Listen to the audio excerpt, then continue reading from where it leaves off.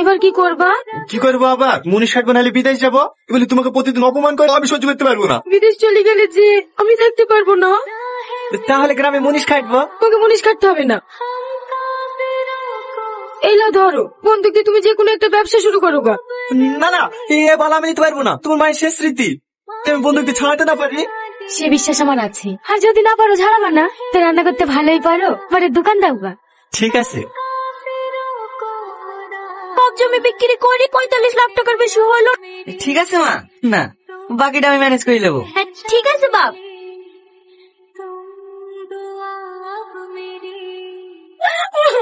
ছাড়ো বাবাকে, ছাড়। লাগাও, আমি ভালো করে লাগাও। লেগে দেখতে আসলে আমার উপর পাহাড় বেরিয়ে যায়। এটাই কি বলছি ভুল? আমার মুখের উপর কথা। আমি এর বিষ ভেঙে যায় না, তার থেকে পরি তো অন্য মাটাকে খেয়েছে, পিছনে লেগেছি। খালামা বাজার করা হয়ে গেছে, এলেন বাকি টাকা। এই যা, গাড়ির সাথে কি ফলগুলো কাটগা। সাথে মুখ ধুইছি ওসি মা, তোকে সাজিয়ে দিই কি?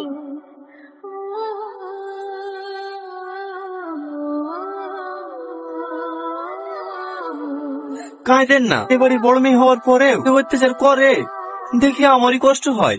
আজ যদি আপনার আব্বু বেঁচে থাকতো, আপনাকে এভাবে কষ্ট দিতে পারতুক না। আপনি যত তাড়াতাড়ি পারে ভালো একটা ছেলেকে বিয়ে করে এ বাড়ি থেকে চলে যান। বলিনি তালমা, মানুষ চলে এসছে। এই হ্যাঁ আসছি মা। তাকে বড় মেয়েটার বিয়ে দেন।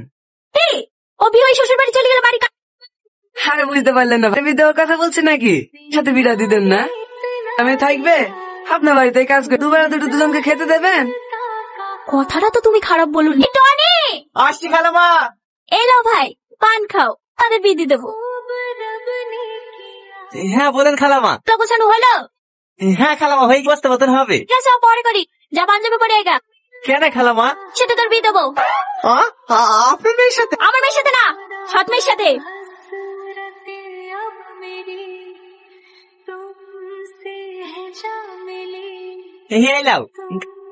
আমি জানি তো বিয়ে হয়েছে বলি মন খারাপ করে কিচ্ছু খাওনি।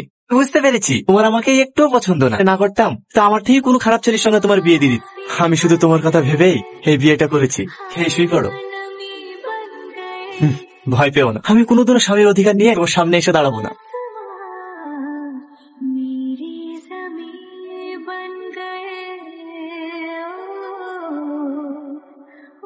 হ্যাঁ তোমাদের আসতে কোনো অসুবিধা হয়নি তো বাপ? হ্যাঁ কোনো অসুবিধা হয়নি, আস্তে আস্তে। এই ঠিক আছে ভাই। ভাই কাকে বলছি, সাহেব বলবি। তুমি জানো মা, তোমার সব থেকে বড় কন্ট্রাক্টর এলান্ডারে 200-ও বেশি লোক কাজ করে। আমার জামাইয়ের ওখানে বিশাল সম্মান। অশিক্ষিত গুলো আছে কি বলি সম্মান দেয় সেটাই জানেন। ওষুধটা খেয়ে কম হলো? একটু কম লাগছে। এই লাও, আদাতে চা করে আসনু, দেখো মাথা ধরাটা কমে যাবে। আজকের ও বাড়িতে কাজে যেতে হবে না। ভাই এসে ভালো মন্দ খাবার করতে হবে। ও আমি ম্যানেজ করে নেবো। কেন আমার বদলে তুমি রান্না করবে? কেন আমি রান্না করতে পারিনি নাকি? যাও সাইকেলটা বের করো গা। সালমা বলেন না, খালার গুলা পড়ে আছে, চা টিপ শুদ্ধ করিস নি। ও শরীরটা একটু খারাপ তো, তা আসতে একটু লেট হয়ে গেছে। আমি থালাটি ভেজে দিছি। 8 ঘন্টার মধ্যে যেন জামাইয়ের ঘরে সকালকার নাস্তা পৌঁছে যায়। মা বেরোতে হবে, অর্ডারটা ক্যান্সেল হয়ে গেলে 25 টাকা লস হয়ে যাবে। তোমার খাওয়া হয়ে যাক, আমি মাকে ডাকছি।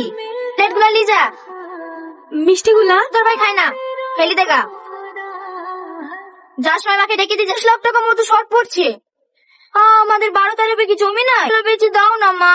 বা টেন্ডারটা হাতে পেয়ে গেলে 100 বিঘি কিনা হবে। তুমি কোনো চিন্তা করো না জামাই, আমি খরিদ্দার দেখছি। কি করছো? মিষ্টিটা খেলে না? ভালো লাগে না। মিষ্টি আবার কারো অফিস নাই নাকি?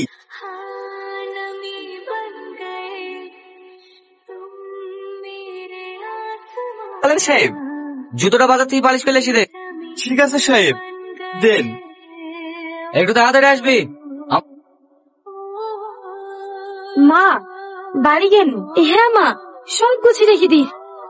এই দাঁড়া, কিছু না, মিষ্টি আছে। আইলে গিলে আসো, মিষ্টি আমাকে খেতে না দি তুই চুরি করে নিয়ে যাচ্ছে। আমি চুরি করিনি, সালে পল্লবী ফেলে দিতে বললো। এত করে মিথ্যে কথা।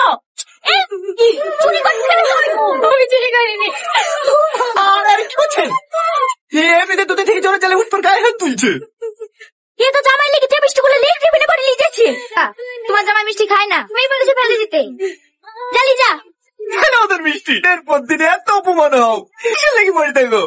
থাকতে হবে না, আমি আর এবার কাজ করবো। বাবা তো বলছি, ও কোথায় থাকবে? ও আমার স্ত্রী, আমি যেখানে নিয়ে যাবো দরকার আমার ওকে ভিক্ষি করে খাওয়াবো।